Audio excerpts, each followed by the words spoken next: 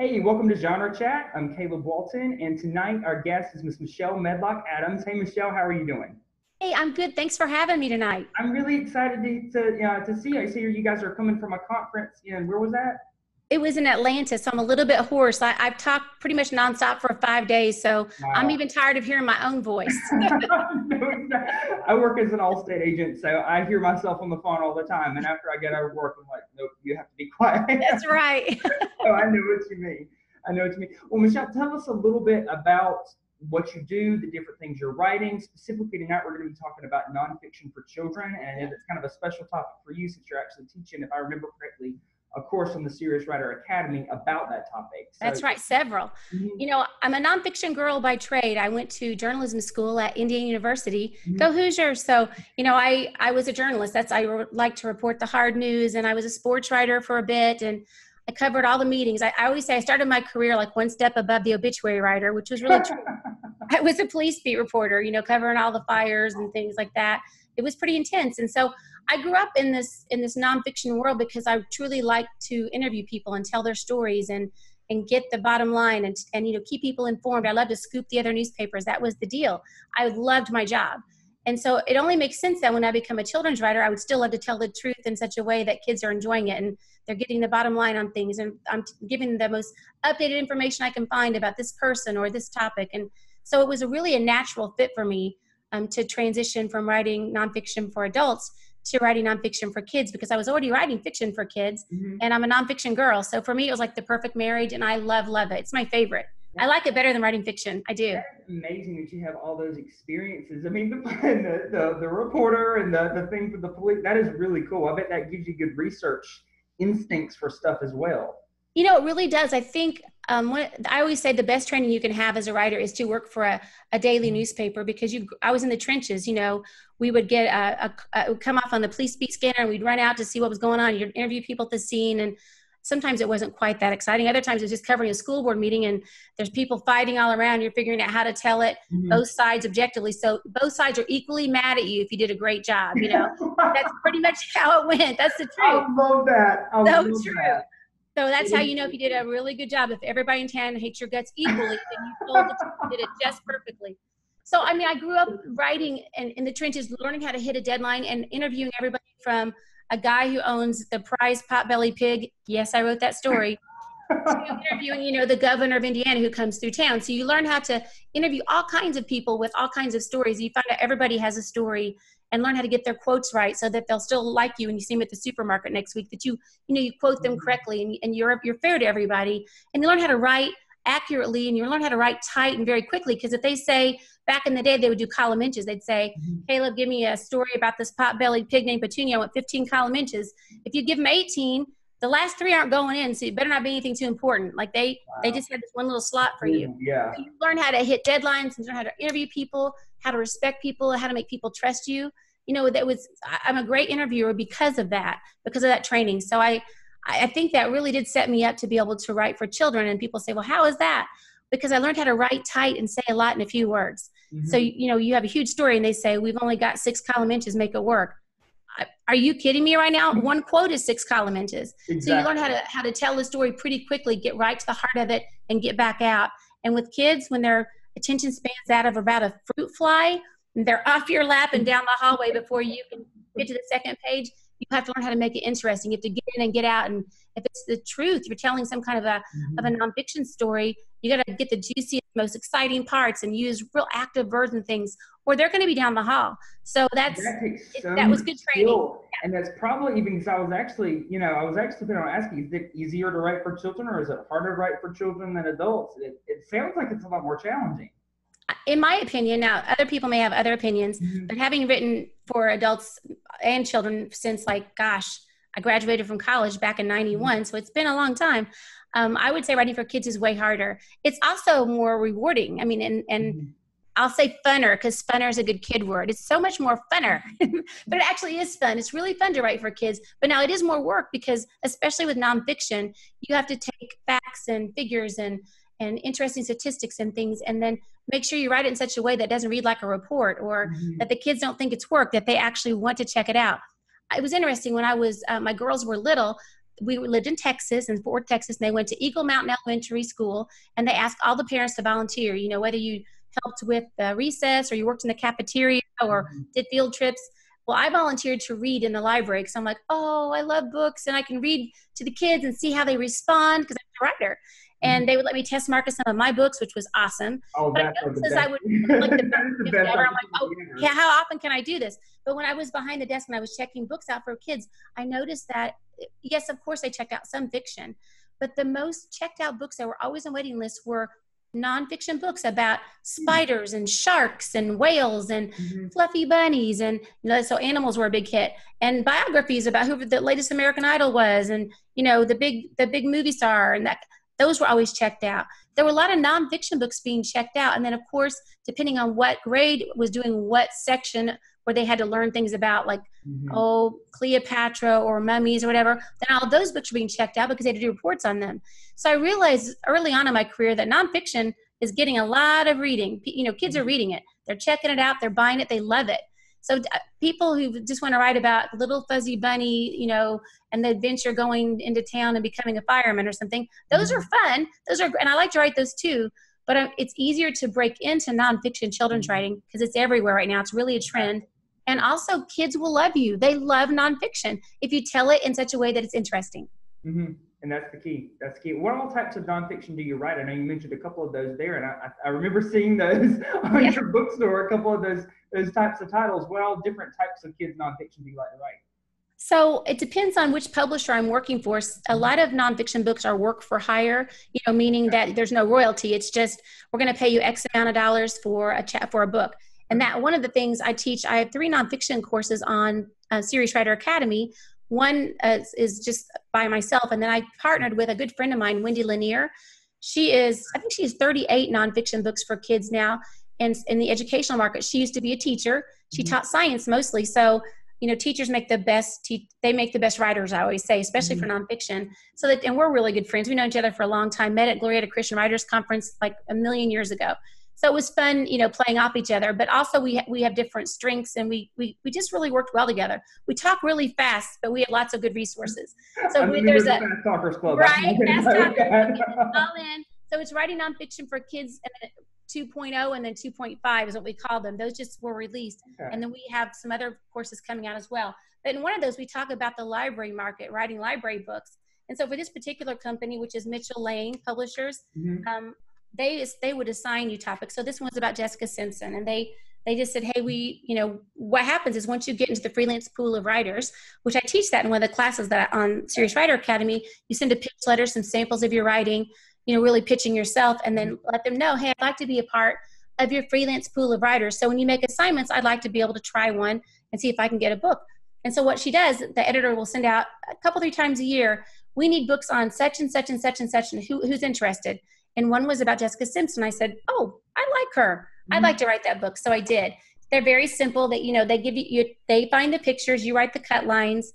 I always say you almost can't mess these up because they give you such great directions. You know, we want it to be chronologically. We want to have a sidebar in each chapter. They tell you the word count, the reading level. This was a Blue Banner biography. The one right underneath it was called a Robbie reader for the younger kids, like the emergent readers. So I knew what kind of words to use. I mean, you honestly, sometimes the directions were longer than the actual book, so you can't mess it up. It's true. So it's like writing kind of like a long magazine article, and I loved doing these. I've done probably 12 or 15. Another one I did for them was about Zumba, because I'm a Zumba instructor. Taught Zumba many years, and so they said they wanted one on dance trends on Zumba. I'm like, okay, like I teach that on Monday nights at the gym. Like, oh my gosh, I have to write this. So I did. So who knew that there'd be a book about Zumba and I could write about how much I love it. And you know, they give you a little about the author page. And so these are flat fees, but if you're looking to break into into children's writing, nonfiction is a great way to go, especially these library books, because they're just royalty. There's no royalty to them. A lot of people who've been at it a while are like, oh, I don't do work for hire. I still do work for hire. I like work for hire. So those are library books. And then also a lot of big publishers, you know, like the Tyndales and the Worthy Kids, and they will, they have activity books. These are the kind of books, right? Your website too. When you see kids have these in church a lot, you know, when the parents need them to actually not be talking or playing their video games and make noise in church, These are great for travel. And this was one I did. I've done several for them. And it's, you're still, somebody has to write all the copy. Mm-hmm. And I don't come up with the games, but I have an idea how to do them. And they're not hard to do. I wrote a coloring book for Carson DeLosa about Abraham. I mean, you can, these are Bible stories, which that's nonfiction. And this happens to be an activity book. So those are fun. And these are great to have on your book table when you go to speak places, because they're usually not very expensive and everybody can get something. Exactly. Yeah. That's right. And then Devotionals is one that has been something I just kind of fell into. And I think, Caleb, it's because I told you I learned how to write tight early in my career. Well, if you've written some devotionals, those are usually like 225 words, and then maybe another 50 for the prayer and the scripture. Like, you don't have a lot of words there. So it was just a really good fit for me. And I had already been doing a lot of devotionals for women. I think I have like 7 devotionals for women, maybe more than that. Bethany Jett and I, the co-owner of Serious Writer, Bethany Jett. That was one, didn't you? Just recently. We just finished one. They Call Me Mom. It's coming out next year with Kriegel. It's a mom devotional, about 65,000 words, and the two of us partnered on that. So we, there's a lot of that under my belt. So to write devotions for kids was a natural thing for me. I love to write for kids. I love to write devotions. Let's do devotions for kids. That was a no-brainer. So this year alone, I had Get Your Spirit On. It's devotions for cheerleaders. It came out with Lighthouse. Lighthouse of the These are my girls, actually. Isn't that fun? That's Abby and Allison. So when they were choosing, that fun, they were choosing the cover. The cover, that's neat. I thought that was cool. They had other cheerleaders. And I said, I know 2 that are actually cuter than that. I'd like to use my. So Jeff Richardson had taken these pictures of them when Abby was cheering at college and Allison was still a high school cheerleader, and they were able to use this. So devotions for cheerleaders, Get Your Spirit On. That came out through Lighthouse of the Carolinas this past March. And I mean, obviously that's a very genre niche kind of thing, right? I mean, if you're not a cheerleader, you probably wouldn't want this book, but it's been a great book. Cheerleaders that would like, I mean, that's a really big, group of people that. It is over 2 million cheerleaders in the age group. This is for ages 8 to 12. I had to prove that in my proposal, and like Eddie and Cindy were like, well, yeah, that makes sense. So, I've had a lot of great testimonials from this. It continues to sell. I love this little book. It's just, this was on my heart for a while. And the one that's just getting ready to come out in like 9 days is called Dinosaur Devotions. Are you kidding me right now? I love me some dinosaurs. This is just the sample. I don't have any of my author copies. The best thing in the world is I have a cousin that would go nuts over that. Well, right? I mean, and boys and girls like dinosaurs. Like my little Allison growing up, she had a pet lizard. Like, she loved dinosaurs. So, and if you write nonfiction, whether it's for adults or for kids, you love to research. I can get lost for hours. That's probably the hardest thing for me.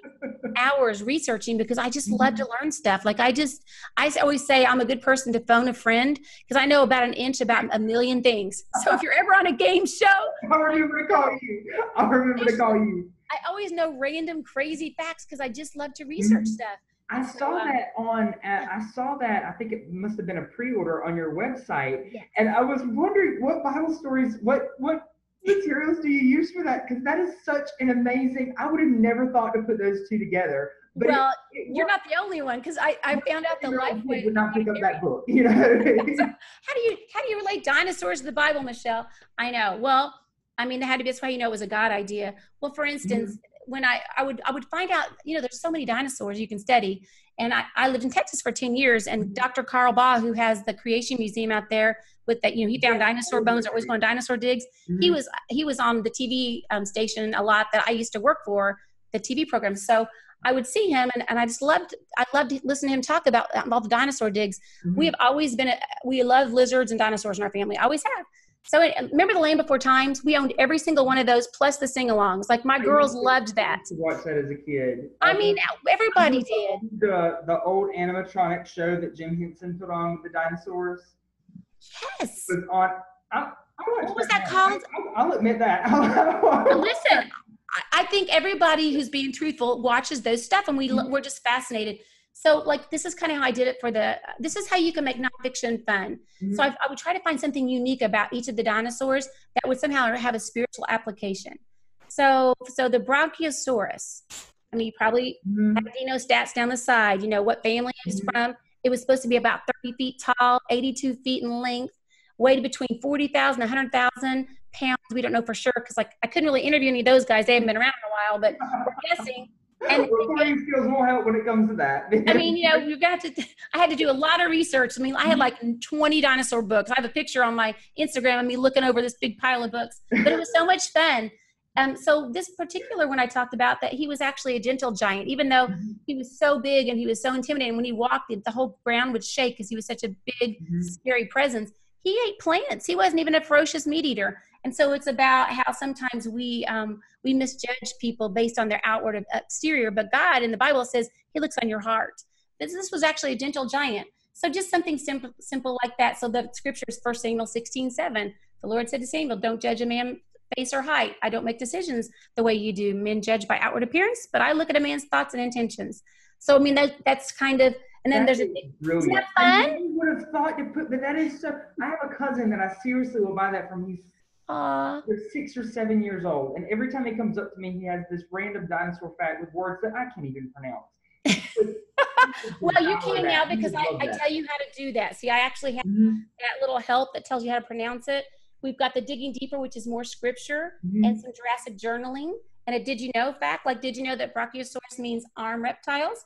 The name refers to the dinosaur's huge front legs. I mean, there's just like fun little facts all through here. And there's 75 different ones. This is just a sampler, but it's a hardback, 75 different dinosaurs. But so that's an example of a nonfiction book for kids. Anytime you can take something that kids are fascinated with and make it into a scriptural lesson for them, that is a great way to make nonfiction fun. Too, especially something like that about a topic they're already fascinated with. They'll absorb it. I agree. And, you know, the truth, I've heard that before, the truth is stranger than fiction. Well, yeah, it absolutely is many times. Amen to that. Sometimes I'll be listening to like the news. I always teach this in my writing for children classes, but I'll be listening to the news, and usually they'll have one like do kind of an out there story. And you know we love those, right? Yes, of course. That's why we watch the news. Well, that's right, because there's all this like doom, gloom, everything's bad, people are mad and fighting, and then there's like always like one like really cool story that they usually save for the end, so you'll keep watching. Like they'll like foreshadow it throughout the broadcast, so you keep watching. They totally hook you that way. And but a lot of times I'll get great ideas for my next topic, for my next nonfiction book, from watching all the way to the end, because that last story I'll be like, oh, I'm writing that. That is such cool stuff. I couldn't make that up. It's amazing where God allows you to get ideas through. I forgot what I was listening to the other day, and someone said some very random, far out theory of something. I said, oh, that's going in something I'm writing one day. Right? I call dibs on that. You know? You're like, immediately you're like, oh, that, I don't know where I'm using that, but I'm using that somewhere. So that the key is to make sure you write it. Make a whole story just to use that. Put it in your notes in your phone. Don't forget it, because you know you're going to use that somewhere. Exactly. My emails, when I get home every night, I'll have like 10 different emails from my work email account, and it'll just be the most random remarks from them. Like, if anybody ever does hack into my email account, they're going to think I'm crazy because of all the one or two blurbs. They're just going to know you're a writer. That's what we do. Back in the day before we had all this, I used to call and leave myself answering machine messages. That's when that was a thing. I'd be driving home from work and I'd get like the best idea. I'd be like, Michelle, now listen to this later. Here's what I want you to do. This, I think Sister for Sale is going to be a big hit. Here's what it's based on. Like I would get these, but I thought, I can't take time to write it. I'm driving. I would just call myself and leave myself voicemail. So, I mean, you know, whatever it takes, just when you get those kind of crazy good ideas, which they're everywhere, you know, we can get ideas from everywhere, but many times they're nonfiction ideas. I love that. I was on the plane flying home from Atlanta, and I was reading one of the magazines. I think it was like a Woman's First or something. And they always have like really heart-touching stories in the back, like wonderful things. Well, I mean, I'm dog ear, and I was like, I'm using that in a devotional. That right there is going to go on my next blog. I mean, because they were great lead-ins, I could see how I could use that to teach something. And so I'm always looking. Wendy that I was talking about that I'm doing these Serious Writer Academy classes with, she and I are both dog lovers. Like, we love dogs. And I was on the Humane Society board a bit. I travel so much, it was hard for me to stay on the board, but we're very involved. I love them. And our dog, Bella, is a rescue dog. So we... What's your name, Bella? Do you really? Oh, Bella Marie. 3 people who have the dog's name. That's like such a cool dog name. It's just a great. Jeff named her, actually. I didn't even name her because most of our other dogs have been with M names, like Molly May. Then we had Miller and Maddie. And he's like, no more M names. He named her Bella, but her middle name's Marie. Bella Marie. She's a rescue dog. We don't really know what she is. She's part collie, part we don't even know. A mix. Shepherd. What dog do you have? Oh, I don't know. It's something. That's Yeah, what I'm we always say it's a Heinz 57. We don't really know what's on it, but she's so precious. She's like the best dog. And so I was reading this magazine, how they're taking veterans and who need some service, these service animals, and they're taking these Humane Society dogs who need a second chance, and these veterans need a second chance, and they're pairing them. They're training these Humane Society dogs that were throwaways for somebody, and they're making them into be service dogs for these veterans who sometimes feel like they're throwaways, like they've been forgotten. It's a beautiful marriage. I'm like, oh, I'm writing that. Like that's when, and Wendy's going to do it with me. Like that's our next book we're doing together. So sometimes those kinds of things just happen organically. You'll be reading a magazine and like it'll just tug in your heartstrings. You think, oh, Lord, use me to write that one. But that's nonfiction. How could you write anything better than that? Like that makes me so happy because that maybe will encourage kids to then want to go out and change the world and do something. Realize that we get second chances. Everybody's important, even those who might be overlooked, like these little dogs. Yeah. That's amazing. That is amazing. That's the right. You can't read anything or do anything if you're a writer without it doing something in the back of your mind. Right. I know. You hit on this a little bit a minute ago. What are some hallmarks of nonfiction for children that agents, publishers, those kind of people are going to want to see in there? They're going to be looking for, and what are some things that maybe going to be watching out, hoping it's not in there? You know, something that some landmines that you want to avoid. So definitely when you're writing nonfiction for kids, and this is, we always say you can use all of your fiction, what do I say, skills as a writer, you know, the storytelling skills that you do in fiction, the foreshadowing and all the description, all those great things that we use in our fiction writing should definitely be in your nonfiction. It doesn't just have to be the facts, you know, tell a story, tell an anecdote to get into your subject matter. Make it memorable. And it can be nonfiction and still be super interesting. So make sure that you don't just think, oh, well, it's a true story, so I don't have to really write it very well. No, you have to write it better.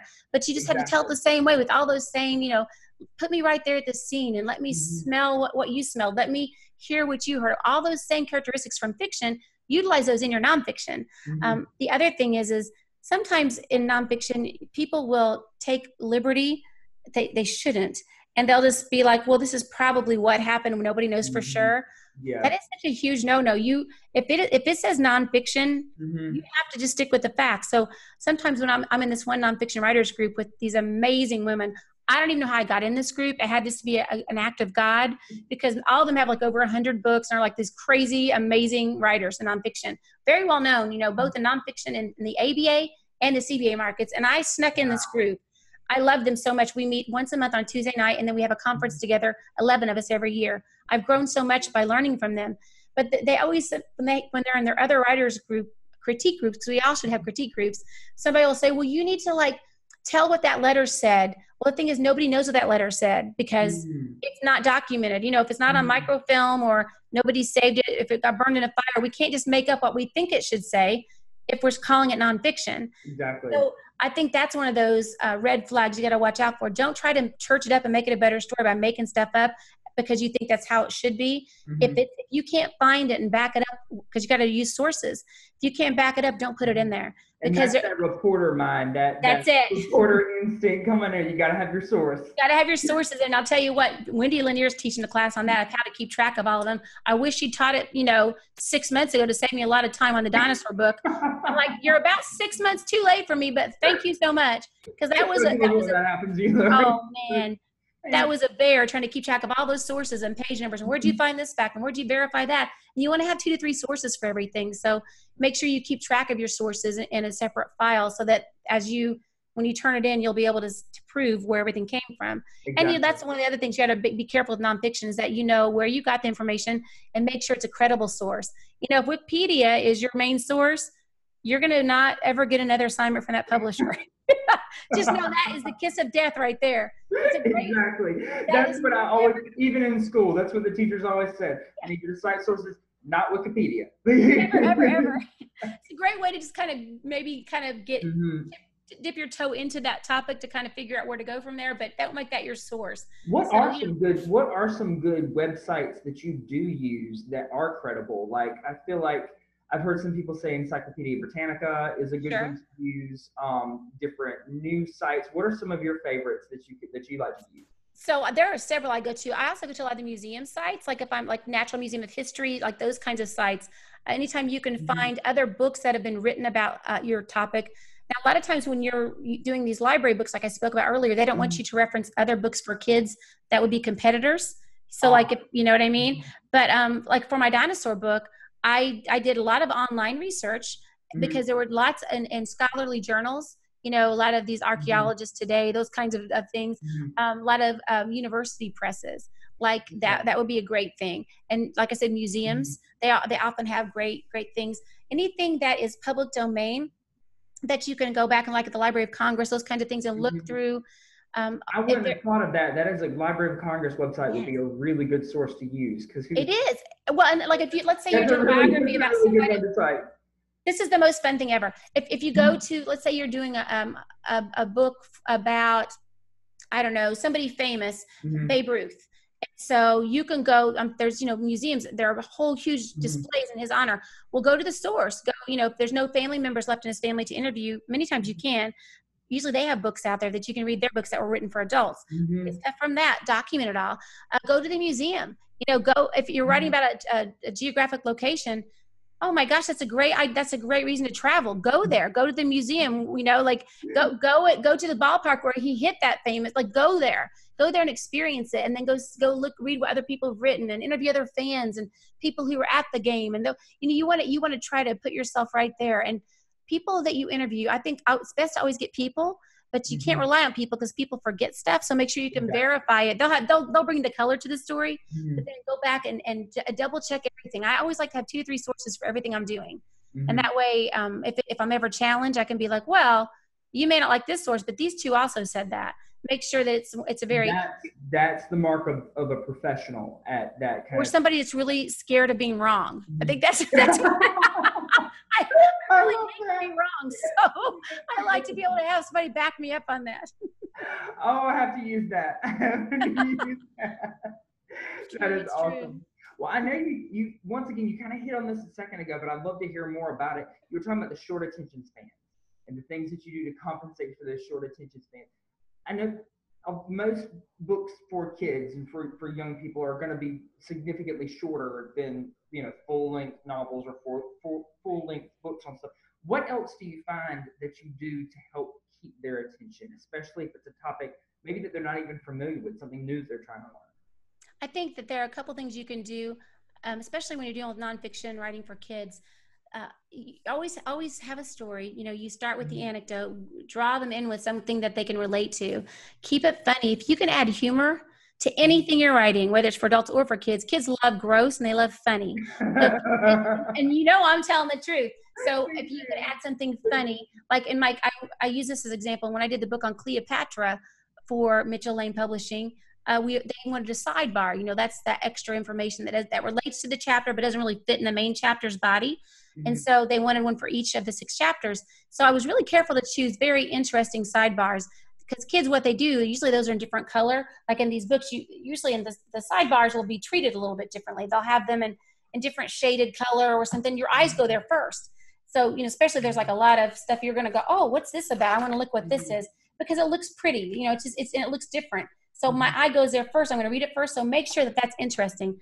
And for Cleopatra, I found this really interesting fact that, you know, we think Cleopatra was beautiful because Elizabeth Taylor played her in the movies. And I mean, you know, we had this image of her having long dark hair and perfect skin and beautiful teeth and was very shapely. And actually, history tells us she wasn't quite the looker. She kind of had a hook nose, had bad skin, and was a little bit obese. And so she hired an artist to you know, do her image for their money, for the coins. And he actually painted her as she was. There was no Photoshop back then, Caleb, so there was a problem for her. Nobody was Photoshopping her. And so when she had him killed because he painted her as she was. Yes. Isn't that interesting? Oh my God. I thought, wow, that she definitely did not like that. Wow. She would have been a fan of the face tuning app on, you know, that you could download, but they didn't have that back then. So I thought that's so long time. She was born in the wrong era. I know, I would have hated that too.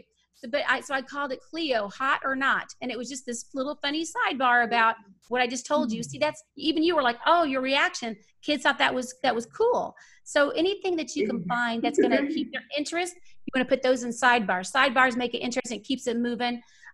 You don't want to ever discourage a kid from reading by making the words too hard. So make sure you hit grade level. There's a book out called the Children's Writer's Word Book.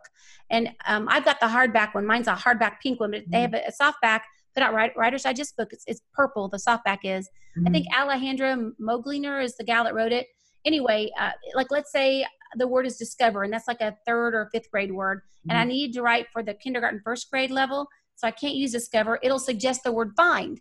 Oh, okay, I can use find. That's a kindergarten word. So that way I can double check words that might be too hard. And it's okay to throw a few of those in to challenge them, but then bold those and then have those in a glossary in the back so they can go back and see what it is. So make it easy for them, because if you get too many things that are red flags for them or make it too hard for them, they're going to quit reading. See, so those are some things that will help you. That shows you this grade level. What was the name of the book again?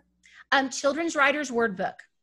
That is really cool. Definitely gonna have to look up how to spell her name though. I don't know. I can't even fake that one, but I definitely Writer's Digest books, and it's a purple book, and I mean I could not do my job without that. That is amazing. There are lots of things that help you. Having to use something like that, because when you were talking about the grade levels, I was like, well, man, how do you decide what's like, especially if you're, right at the top with the college level, adult level stuff. Yeah, I wouldn't know how to do my job without that. There are other, there are certain programs you can put your manuscript through, and it'll tell you what we talked about that earlier, what the level is. But that word book helps me, because usually I can tell. I've done it long enough now. I pretty much know if I'm hitting it or not. Keeping your sentences shorter obviously will make it for a lower grade level. But even when you're doing that, I don't like it to read choppy. That just kind of makes the pacing better. It's okay to have a couple compound sentences, but because because something has to be digestible doesn't mean it can't be eloquent. It doesn't mean it can't be, can't coach. Amen, brother. That's exactly right. Exactly. I think some people think, well, I could write nonfiction. It won't be as hard and doesn't have to be as good. No, it has to be better, because, you're not making up these fantasy worlds. You're talking about, I don't know, the president of the United States. You have to really dig. It's like digging for those pearls, those stories that maybe nobody else knows, or at least haven't been told in the way you're telling it. And then putting that reader right there, and then dropping, after you get them hooked with that great anecdote, drop them back right down with a nice little transitional sentence, and then hit them with some hard facts. So they always have the statistics pulled out in little boxes, and kids love that stuff. They really do. But if you can find anything that's gross or humorous, always throw a couple of those in. It makes your book more relatable. And some adults. Some adults. I mean, everybody has a 14-year-old boy inside them. Let's be honest. There's always like something that's kind of gross. I think I'm more like a 7-year-old boy inside. I think the 14 would be maybe shooting a little bit too high there. So. Yeah, you're probably right about that. Exactly. Yeah. So, and back matter is really important in nonfiction. That's something you don't do in fiction too often, but the back matter in nonfiction is things like timelines and discographies and other resources that maybe if you love this topic so much, here are several other places you can go to learn more. Those are all things you want to put in the back of your book. It's called back matter. Usually it's required. Sometimes in nonfiction books, like with the Chicago Review Press, they require that you provide all the pictures. They want you to provide activities so that you drive home the message of that chapter in each chapter. Well, that's like a lot of activities, but I think that's a great idea, because sometimes we don't remember things until we apply them.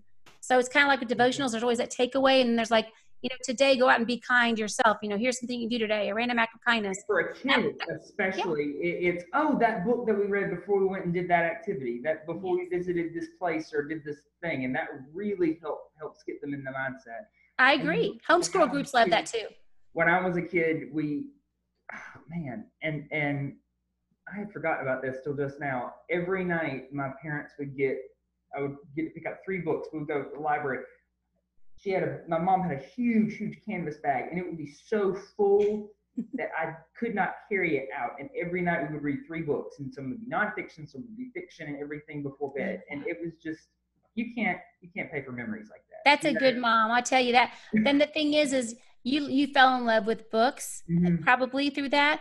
And you fell in love with all kinds of books, classics and literature, maybe some real trendy things. And, you asked that a while ago, what are some things that they're looking for? there are we were at the Book Expo of America in May, and we went to all the different booths, and even companies that hadn't had a nonfiction children's line added one because it's so popular that there's such a demand with the homeschool market on the rise, and teachers saying, I was homeschooling. I mean, seriously, like, you need new stuff all the time. And so, but there are also some topics that are what we call evergreen. Forever and ever, people are going to need them. Things about bullying. Well, the bullying book written in the 60s is not as appropriate for today because you can bully in so many other ways now. Exactly. There's cyberbullying, so books about bullying, that's a nonfiction topic. It can be treated through fiction, but you can also just do it in a nonfiction way.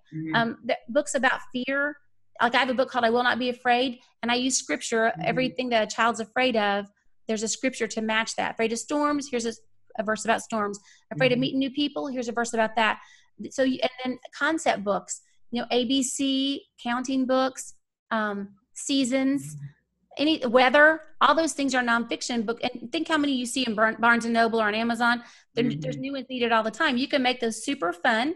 I mean, my new Christmas book that comes out in a couple of weeks is called C is for Christmas. It's a nonfiction book. It's all about the holidays, but it's an alphabet book. So I'm telling about the nativity and the Christmas story, and then some fun holiday traditions that my family took part in. So you don't really have to think that outside the box to make a nonfiction book fun. They just think about the things that you want to read as a kid, or the things you buy for nieces and nephews, or for your children, or some people for their grandchildren, because that they're going to need more and more of those. Some things that were old that were good then are still good. Some things just need a refreshing. Well, maybe you're the person to refresh that topic. So write about some of those hurt issue needs, like those felt need books, like what happens when somebody dies. That's a nonfiction book that has to be written because kids need to know what happens. Someday Heaven, that's a great book. We need more than one resource for that. Going to bed, bedtime, I'm afraid of something under the bed. Those can be fun fiction stories, but we can actually talk and address fears. So think about the things that your kids or people in your world need, and go and see if you can fill that void. I love that. Do you spend a lot of time around kids? Do you have like a lot of kids in your family, or how do you, because you have such a knack for getting inside, because all the stuff I'm thinking, oh yeah, I could have related to that as a kid, I mean, I always say, I think all my best friends are like 3 feet and under, but I don't know. I think that's where I stopped maturing, was about 3rd grade. So like, I just love kids. Every summer I go to Camp Challenge here, and my best friend runs that particular week. And it doesn't even matter what age group it is. It goes all the way up to 5th grade. I think I taught last time, but I hang out with him for a whole week. We play Foursquare and some other kind of ball where it's like a dodgeball thing, but we have the best time. I'm just listening to the kids and hearing how they phrase things and how they talk and things that are important, and asking them what their fears are. What are your goals?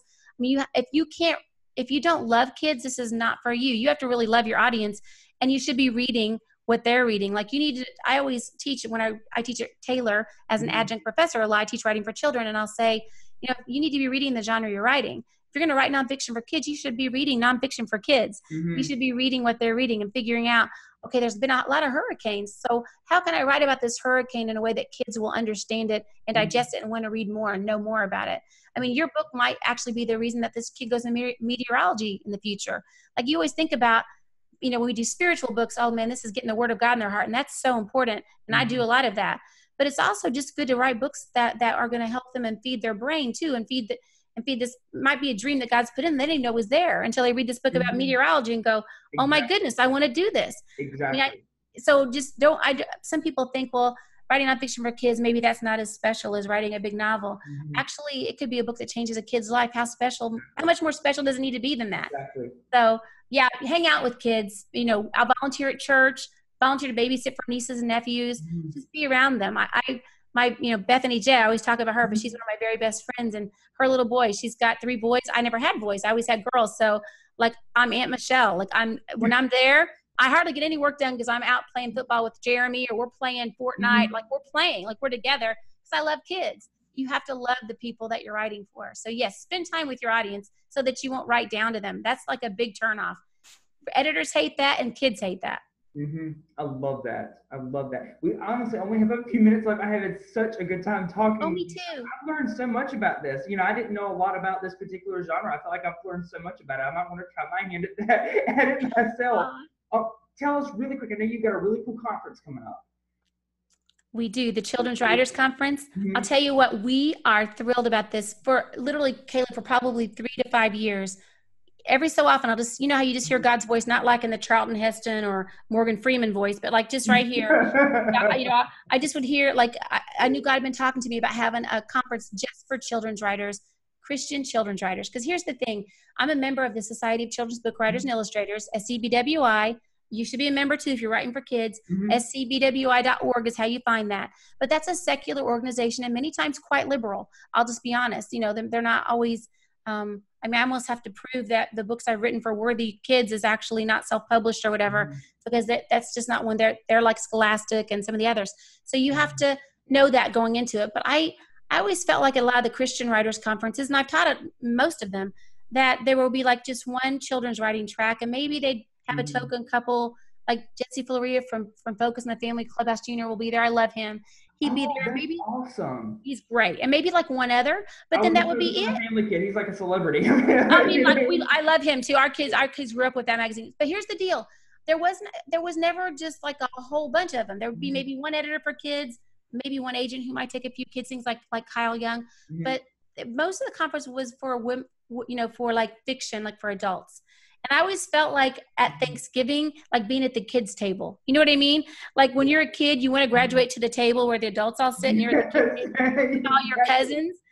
But that's how it is at every writers' conference. I felt like as a children's writer, I was still at the kids' table. I wanted to go, when do we get a big table? Well, this is it. This is the big table, buddy. We are like, we have the whole conference. On the website somewhere, this is the big kids table. You know what? We are going to do that. That's a great idea. We talked about that because I want every children's writer who's been writing in the Christian market to feel special and know that God has called you. He's equipped you. We want to help you. This conference is just for you. No adult, right? You know, people who write for adults, they're not even invited. It's just for us. We're going to bring in the best. Boring adults. Yeah, you guys have to go somewhere else. You have to sit at the adult table, and that's not near us. And we're gonna have the best of the best, the big names in Christian children's writing to teach everything from illustration. Like artists are welcome. There's never much for artists there. So if you are somebody who does the artwork, we'll have somebody. If you're good, are you doing graphic novel kind of things for kids? We'll have somebody for you. If you're doing picture books, we'll have somebody. If you want to rhyme, we'll have a rhymer there. Like we're gonna have everybody that's gonna talk our language. It's gonna be so great. It's gonna be in February. I mean, we're gonna announce it. I'd say they're probably gonna make the official announcement in the next week or two, probably after the Ohio conference. Okay. So we hit it really hard. And we pretty sure we've secured a location. I hate to say it just yet because I don't know that the contract has been signed, but it's very exciting. And I promise you it'll be so worth your money. We are going to have the best time ever. And it's because it's a kids conference. Learn more about it. Where can people go to get more information about it? If you go to the Serious Writer website, Serious Writer, we're going to be putting announcements up. If you go under Serious Writer, you can look and see there's always events, coming events, tour stops, conferences. This will be. If they're watching this, they know how to get to the Serious Writer page, so that should be easy to find. You should know how to do that because we're here. And then just go under events, and you'll see coming soon. It's going to be the Christian Children's Writers Conference. That is awesome. It's going to be amazing. You're going to want to be there at the inaugural one because it's just going to get bigger and better every year. And this one, man, we've been talking about it. Like I said, it's been in my heart for like 3 to 5 years. And I just feel like all those little pieces are falling together. When we finally say we're going to do it, I just started crying. I'm like, oh my gosh, because I know God is in this. So happy.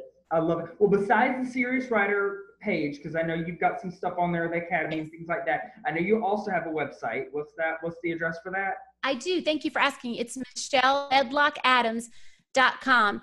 And the Medlock is Medlock. Okay. MichelleMedlockAdams.com. I had to put the Medlock in there because there's another Michelle Adams that's actually quite a successful writer, but she writes erotica. So I didn't really want to be confused with her. So people go to the same website. Yeah, then, if you go to Michelle Adams, that is not me. It's Michelle Medlock Adams. My resume is not that diverse. Yes. The Medlock in all caps. That's right. Yeah. Well, I have had such a good time talking with too. you. I'm so glad we had you on the show, and I'm really looking forward to checking out the stuff on the Academy and reading some of your books. And I hope I get to see you again in person at Blue Ridge this year. I hope you're planning on going to that next year. I really want, in fact, Edie asked me to come this year. I've got a grandbaby due like right then. So I had to say no because if I miss the birth of this grandchild to be at Blue Ridge, I think they will kill me. So I can't. So I had to say no, and Diane's like, you are excused. I totally get that. So the only time you're excused. Blue Ridge, but I will be there in spirit. Oh, well, I tell you what, congratulations. Is it a boy or a girl? We don't know yet. Don't know. I think it's a boy, but they haven't officially announced yet. So we will, I think we're having the reveal party next month. So I'll keep you posted. That would be like the coolest thing for this child to have a book that his grandparent wrote especially for him. Like that would be, yes. You're going to be like the best grandma in the world to be the children's that is like the best role ever. I'm a nut. So cool. I can't wait. But I have had such a good time, and I hope we can have you back on the show, in the future. I would love it. Yes. Mm-hmm. You're a great interviewer, Caleb. Thank you for having me. Thank you. I had such a good time getting to know you better, but thank you so much, and we will see you guys next time. Bye.